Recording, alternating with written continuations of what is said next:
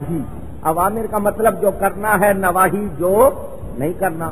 تو اس نے کہا بھائی قرآن میں دو طرح کے حکم ہیں، تو امر کا حکم یعنی جو کرنا ہے وہ تجھے کون سا پسند ہے؟ کہنے لگا اللہ فرماتا ہے کلو وشربو، کھاؤ اور پیو. یہ مجھے کرنے والا حکم یہ پسند ہے قرآن کا. اس نے کہا منع والا حکم کون سا پسند ہے؟ ان کا اللہ فرماتا ہے لا تقربوا الصلاۃ، نماز کے قریب نہ آؤ. اس نے کہا آگے بھی تو پڑھ. کہنے لگا اتنے پہ ہی عمل ہو جائے تو بہت ہے، باقی سارا قرآن کیا میرے لیے اترا، تیرے لیے اترا، باقی پہ تو عمل کر لے. یہ ان کا حال ہے. مذاق کرتے ہیں، ٹھٹا کرتے ہیں. ان لوگوں کو اسلام سے کوئی واسطہ. ہم کہیں یا غوث اعظم دستگیر تو کہتے ہیں شرک. اور ان کے بڑے نواب صدیق حسن خان بھوپالی، جس کو یہ اپنا سب سے بڑا عالم کہتے ہیں، اس نے لکھا ہے ابن قیم مدد قاضی شوکاں مدد. اس کو بھی مشرک کہو کہ وہ ابن قیم سے مدد کیوں مانگ رہا ہے، وہ اپنے شوکانی سے مدد کیوں مانگ رہا ہے. اگر یا غوث کہنا شرک ہے تو سب سے پہلا فتویٰ اپنے نواب صدیق حسن خان بھوپالی پر لگاؤ، کیونکہ وہ بھی کہتا ہے اپنے بڑوں سے مدد مانگ رہا ہے. اگر تم مدد مانگ سکتے ہو تو ہم کیوں نہیں مانگ سکتے؟ اور ہمارے بڑے تو مدد کرتے ہیں، تمہارے کرتے نہیں ہیں. اگر کرتے ہوتے تو تمہارا یہ حال نہ ہوتا. ابھی کچھ برس پہلے عرب میں جنگ ہوئی تھی نا کویت کی. یہ جو یا غوث مدد یا رسول اللہ مدد کے منکر ہیں، بتاؤ انہوں نے امریکہ سے مدد مانگی یا نہیں مانگی؟ المدد یا بش. اس نے پھر ان کو کیا تھا پش. اچھی طرح آپ کو معلوم ہوگا پھر ابھی تک جو پش ہو رہے ہیں حال ان کا برا ہو گیا. اوپر بخاری میں کیا نبی پاک کی وصیت موجود نہیں کہ یہودیوں کو، عیسائیوں کو، غیر مسلموں کو جزیرہ عرب سے نکالو؟ اخرج الیہود والنصارى عن جزیرۃ العرب. کیا یہ میرے نبی کی وصیت بخاری میں نہیں کہ نکالو ان کو؟ نبی حکم دے رہا نکالنے کا، یہ لا رہے. تو جو حدیث کے الٹ کرے وہ اہل حدیث کہلا سکتے نہیں ہیں. ان کے مذہب میں پوتی اور دادے کا نکاح جائز ہے. انہوں نے حوالے لکھے ہیں، اٹھاؤ. ہم فقہ حنفی کو مانتے ہیں. انہوں نے نزل الابرار لکھی ہے، میرے پاس موجود ہے. میری کتاب حقائق ہے، اٹھا کے پڑھ لینا کہ ان کے مذہب میں کیا کیا پاک ہے. یہاں تک لکھا ہے بڑی عمر والے آدمی کو غیر عورت کا دودھ پلانا جائز ہے. مزے ہی مزے ہیں نا. شریعت کی پابندی نہیں، بس جو جی میں آئے کرے. جن کا مذہب ایسا ہوگا پھر اس کا کیا حال ہوگا.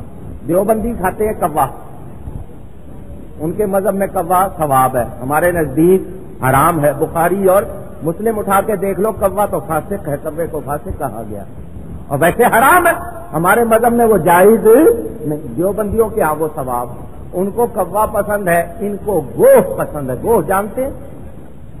چھپکلی جیسا بڑا جانور ہوتا ہے، وہ ان کو پسند ہے. لکھا گو حلال ہے. اور ابھی پچھلے دنوں شرقپور میں انہوں نے گوہ کو باقاعدہ ان کے ملاؤں نے کھایا. جنگ اخبار کی خبر میرے پاس موجود ہے. پتہ ہے گو کو کیوں کھایا؟ وہ اصل میں قبر میں ان کو کھاتی ہے، تو یہ کہتے ہیں تو نے وہاں ہمیں کھانا ہے، تو نیچے کھائے گی، ہم اوپر تجھے کھائیں گے. مقابلہ چل رہا.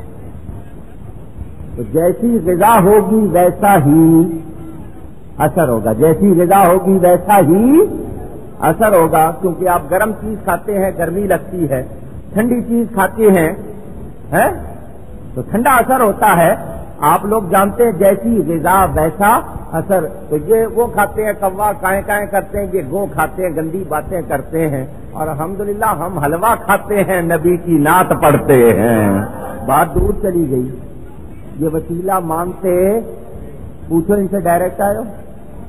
کہتے ہیں گائے کو جب بچہ ہوتا ہے تو کیا گائے کسی کے پاس جاتی ہے مزار پہ؟ کسی مزار پہ جاتی ہے گائے کہ مجھے بچہ ہو جائے؟ تم کیوں جاتے ہو؟ میں نے کہا مزار پہ نہیں، کسی کے پاس تو جاتی ہے نا. یہ بغیر جائے کام ہو جاتا ہے اس کا. ان کو سمجھ نہیں آتی، عقل نہیں ہے نا بالکل. ان کو مجھے چھیڑتے ہیں، ان کو پتہ نہیں میں کیا چیز ہوں. میں نے ان کو چھوڑنا. انہیں وسیلہ نہیں مانتے. کیوں نہیں مانتے؟ وجہ بتاؤں. ماشاءاللہ اس علاقے میں اونچی اونچی بلڈنگیں ہیں. یہ جو بائیں ہاتھ پہ دائیں ہاتھ پہ، آپ کو پہلی نیچے والی گراؤنڈ فلور جو زیریں منزل ہے اس سے اوپر جانا ہوگا تو کیسے جائیں گے؟ سیڑھیوں سے. اور بھی کوئی طریقہ ہے؟ پائپ سے چڑھ جائیں گے. کتنے لوگ ہیں جو چڑھ سکتے ہیں پائپ سے؟ ذرا ہاتھ اٹھائیں. کوئی نہیں ہے. اس کا مطلب یہاں چوری نہیں ہوتی ہے. اچھا جی، اوپر سے کوئی رسی پھینک دے تو آپ پکڑ کے چڑھ جائیں گے. ہیلی کاپٹر مل جائے تو چلے جائیں گے. بغیر سہارے کے ذریعے کے وسیلے کے اوپر جا سکتے؟ سیڑھی سے جاؤ گے، پائپ سے جاؤ گے، رسی سے جاؤ گے یا ہیلی کاپٹر سے جاؤ گے، بغیر کسی وسیلے ذریعے کے اوپر جا سکتے؟ اور نیچے جانے کے لیے ضرورت ہے وسیلے کی؟ ڈائریکٹ بغیر واسطے وسیلے کے سیدھا نیچے. اب سنیے، یہ بتاؤ جنت کہاں ہے اور دوزخ کہاں ہے؟ تو سمجھے ہو بات کو. جنت میں جانا ہے، 2-4 آوازیں آئی ہیں، باقی کا ارادہ نہیں ہے. ماسٹر صاحب نے اسکول میں بچوں سے پوچھا جنت میں کون کون جائے گا؟ سب نے ہاتھ کھڑا کر دیا، ایک نے نہیں کیا. اس نے کہا کیوں بھائی تم نے جنت میں نہیں جانا؟ اس نے کہا جی امی نے کہا تھا اسکول سے سیدھے گھر آنا. ہو سکتا ہے آپ کو بھی یہ کہہ دیا ہو کہ مولوی صاحب کے ساتھ کہیں چلے نہ جانا. بتائیں جنت میں جانا ہے یا نہیں؟ انشاءاللہ ہم نے جانا ہے، کیونکہ ہم رسول اللہ کے، جنت رسول اللہ کی اللہ نے بنائی ہمارے لیے. انشاءاللہ ہم سب نے جانا ہے. تو جنت اوپر ہے 7 آسمانوں کے اوپر، اور دوزخ اور ابھی تھوڑی دیر پہلے آپ سب نے کہا اوپر بغیر وسیلے کے جا سکتے نہیں، اور نیچے کے لیے وسیلے کی ضرورت. مسئلہ حل ہو گیا. جنہوں نے اوپر جانا ہے وہ مانتے ہیں، جنہوں نے نیچے جانا ہے وہ مانتے. جھگڑے کی بات ہی نہیں. جو کہ وسیلہ شرک، ان کو کہو جہاں تو نے جانا ہے وہاں کے لیے وسیلہ شرک ہے، اور جہاں ہم نے جانا ہے وہاں بغیر وسیلے کے جا سکتے. جتنا اوپر جانا ہو اتنا تگڑا وسیلہ چاہیے. ہم اسی لیے نبی ولی کا وسیلہ لیتے، تگڑا کمزور لیتے، اور یہ جس کا وسیلہ لیتے وہ ان کو اور گراتا ہے. اچھا یہی ہے. سنیں نبی پاک کیا دعا تعلیم فرما رہے. حضرت عثمان بن حنیف، روایت موجود، کتابوں کے نام بتا چکا. حضور نے فرمایا دعا کر، اے اللہ میں تجھ سے سوال کرتا ہوں، مانگتا ہوں، تیری طرف توجہ کرتا ہوں تیرے نبی کے وسیلے سے. پہلا مسئلہ وسیلے کا حل ہوا. پھر کیا کہنا ہے؟ نبی پاک خود فرما رہے ہیں. پھر کہنا یا محمد صلی اللہ علیہ وسلم انی قد توجہت بک الی ربی فی حاجتی ہذہ لتقضی لی. پھر کہنا اے محمد صلی اللہ علیہ وسلم، آپ کے وسیلے سے آپ کے رب، اپنے رب کی طرف اس حاجت میں متوجہ ہوتا ہوں، میری حاجت روا ہو جائے، یعنی آپ میری سفارش کر دیں. اور پھر اللہ سے کہے اللہم فشفعہ فیہ، اے اللہ تیرے نبی کا وسیلہ لے کر تجھ سے مانگا، تیرے نبی کی سفارش کروائی، میری حاجت پوری ہو جائے. اگر یا محمد کہنا ناجائز ہوتا تو کیا نبی اس کی تعلیم دیتے؟ پوچھ رہا ہوں آپ سے. نبی پاک خود سکھا رہے ہیں اور صحابہ نے اس کو معمول رکھا، اور آج تک علماء امت یہی کہتے آئے ہیں جس کو کوئی حاجت ہو وہ 2 رکعت پڑھ کے اسی طرح دعا کرے، اس کی حاجت پوری ہو جاتی ہے.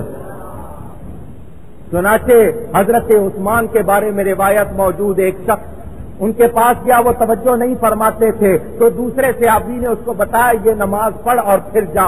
جب وہ نماز پڑھ کے گیا حضرت عثمان نے اس پر توجہ فرمائی اور اس کی مشکل کو پورا کر دیا. اگر تم اہل حدیث کہلاتے ہو تو بتاؤ یہ حدیث ہے یا نہیں. اگر تم کہو ضعیف ہے تو کیا مطلب؟ جب تمہاری اٹکے تو تم جس حدیث کو چاہو صحیح بنا لو، بھلے وہ ضعیف ہو، اور جب ہم حدیث پیش کریں تو اس کو ضعیف کہتے ہو. تمہارا ایمان ضعیف ہے، ہمارے نبی کی حدیث ضعیف نہیں ہے. اور کتنے دلائل چاہیے آپ کو؟ صرف اسی پر نہیں بلکہ امام بخاری نے جو باب باندھا ہے میں نے آپ کو سنایا کہ انہوں نے حضور صلی اللہ علیہ وسلم کو پکارا، جب پاؤں ہو گیا تو وہ پاؤں ٹھیک ہو گیا. اس کو آج بھی کوئی سنی جس کو نبی سے سچی محبت ہو آزما کے دیکھ لے. اور ہم تو پکارتے ہیں. ہمارے اعلیٰ حضرت کیا فرماتے ہیں؟ فرماتے ہیں فریاد امتی جو کرے حال